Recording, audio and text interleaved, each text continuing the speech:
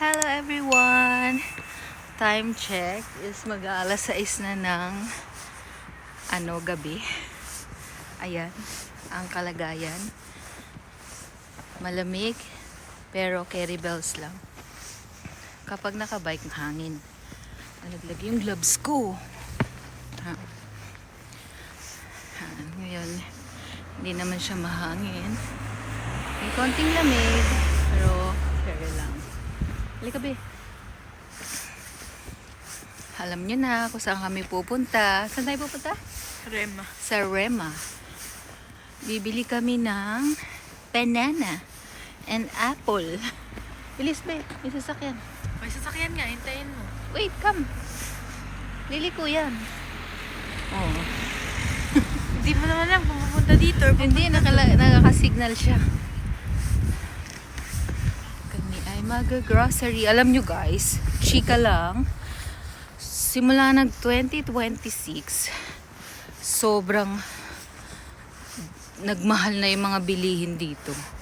Yung parang naging times 3 na ata yung presyo. Kung dyan sa Pilipinas mahal, mas mahal dito. Kasi syempre, lalo na pag kinonvert mo. Pero, kahit hindi ka naman mag-convert, mahal talaga siya. Kaya, egg is life. Kasi alam mo na, OFW tayo. Kahit nga walang rice, basta may egg kami, okay na. Happy tummy na. Come here. So, nakapag-stock naman kami ng egg. At ngayon bibili lang kami ng fruits kasi naubusan na ng pangbao ng aking Junakis. So, yun lang naman ang bibili natin. Sana. Pag may sale, bibili tayo. Pero pag walang sale, okay lang. Wag na. Grabe ang dilim dito. Nagtipid na ata sila. Nakikita na yung filter ko. Nagkakaroon ako ng nose line. Ang dilim kasi Ayan. Wala pang ilaw. Bakit kaya wala pang ilaw, no? Anong oras kaya magbubukas yung mga ilaw nila dito? Mga street light. Mag-aalas 6 na Mamaya yan, sigurado. So, mamaya pag nasa Rema na kami, mabilisan lang papakita ko sa inyo yung mga grocery or mga paninda nila kung talagang grabe yung taas. So, yun. Sana naman kayanin ng budget natin. Okay?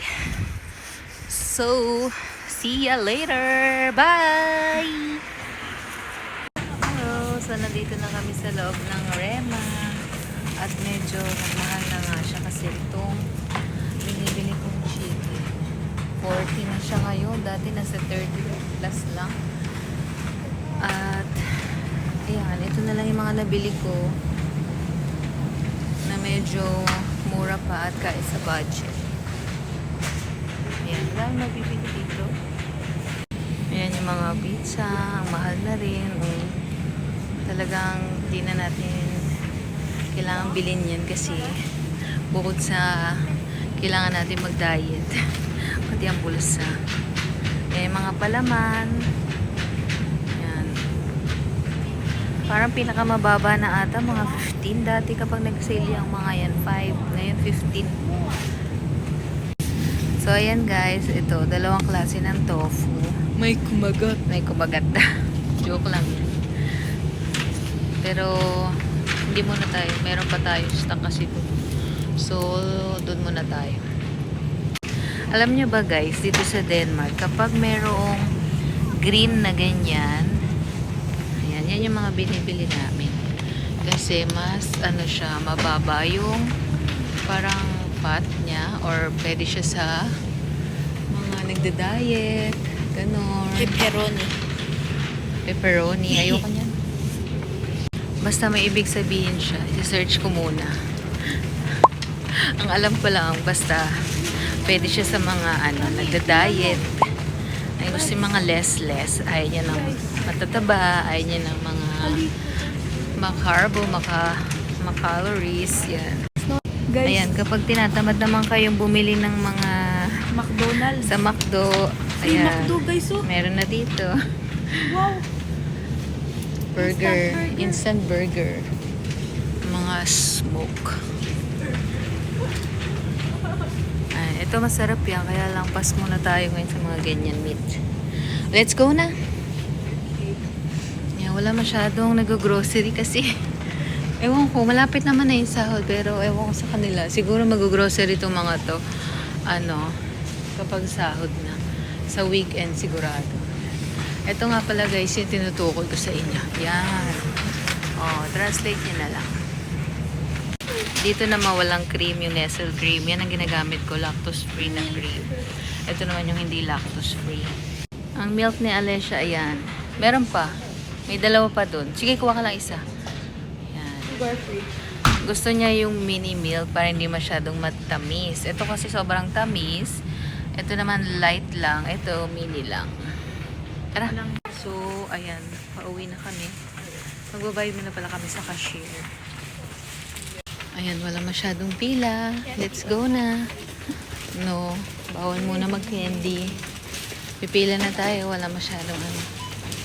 Magkano kaya ang ating bill?